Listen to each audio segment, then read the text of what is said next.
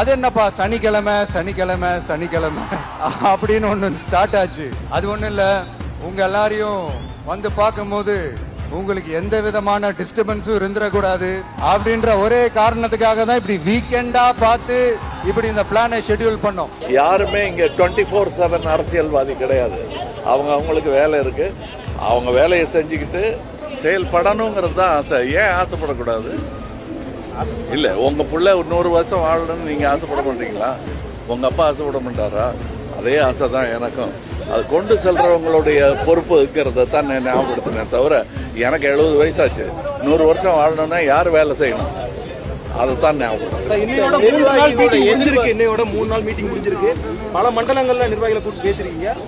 தமிழ்நாடு முழுவதுமா மக்கள் இயக்கத்துடைய வரவேற்பு எந்த அளவுக்கு சொல்றாங்க? ரொம்ப நல்லா இருக்கிற மாதிரி தான் சொல்றாங்க. அவங்க தன்னம்பிக்கையான அவங்களுடைய எதிர்பார்ப்பெல்லாம் நான் கேட்கல.